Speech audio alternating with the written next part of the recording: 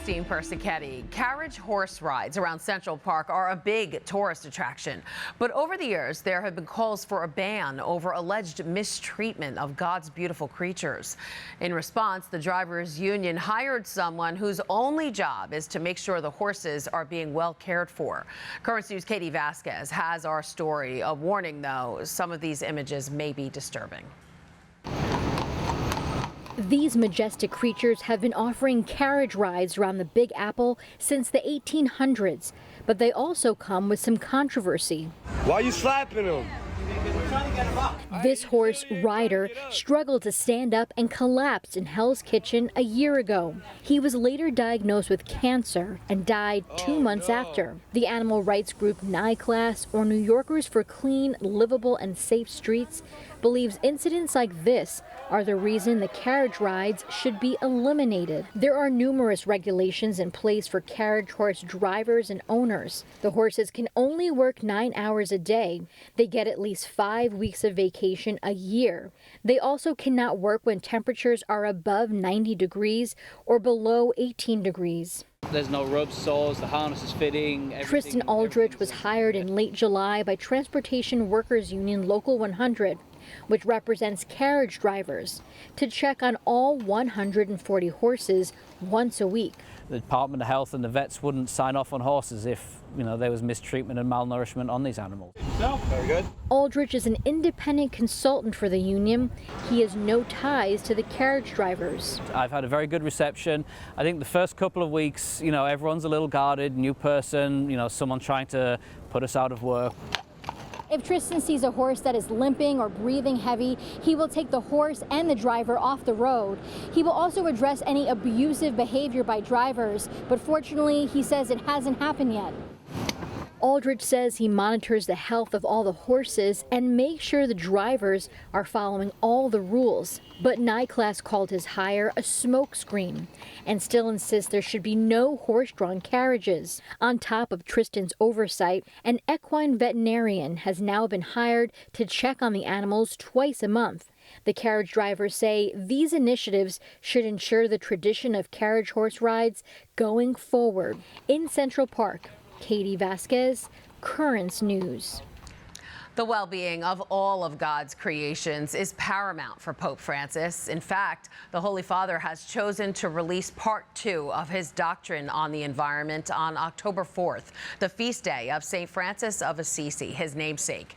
Francis announced earlier this month that he had written a second part to his environmental encyclical, Laudato Si, to address current issues.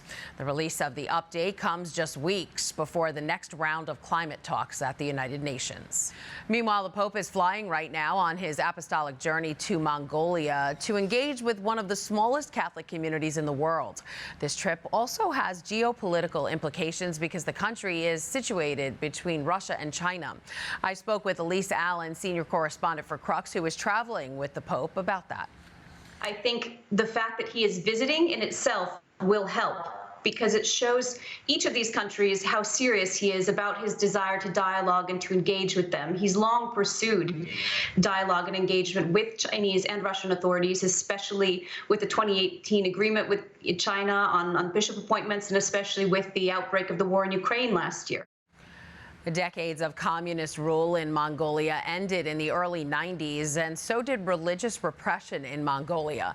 Today, there are just under 1,500 Catholics in the country, and in 2003, a missionary from the Philippines was named Mongolia's first Catholic bishop. The Pope has a busy schedule in Mongolia, arriving in the capital city of Ulaanbaatar Friday morning, local time. During his 4-day visit, the Holy Father will meet with the Mongolian president at the State Palace, where he will give a speech. He's also meeting with bishops and pastoral workers at the Cathedral of Saints Peter and Paul. Sunday Mass will be held at an arena in the capital city. Pope Francis will deliver the homily. And on Monday, the Pope will meet with charity workers, followed by a farewell ceremony. Another important item on the Pope's itinerary will happen at the Cathedral of Saints Peter and Paul. There, he will bless this Marian statue. A Mongolian woman found it in a garbage dump 10 years ago. Since then, the wooden statue has been enshrined, and last year, Cardinal Giorgio Marengo consecrated Mongolia to Mary in front of this statue. Now to the sexual abuse case against defrocked Cardinal Theodore McCarrick. One case has been dismissed while another is pending. A Massachusetts judge ruled the 93-year-old is not competent to stand trial because he has dementia. The disgraced former Cardinal of Washington, D.C. was charged with sexually assaulting a teenage boy in Massachusetts decades ago. In April, sexual assault charges were filed against McCarrick in Wisconsin for an alleged incident involving an 18-year-old man at a private home. Cleanup is underway in Florida after Hurricane E Dahlia slammed into a wide stretch of the Gulf Coast. President Biden declared a major disaster for 7 counties in Florida after the Category 3 storm caused extensive flooding and widespread power outages. 2 people died in separate accidents while driving at the height of the storm. The storm was downgraded as it moved toward Georgia, where a man was killed by a falling tree.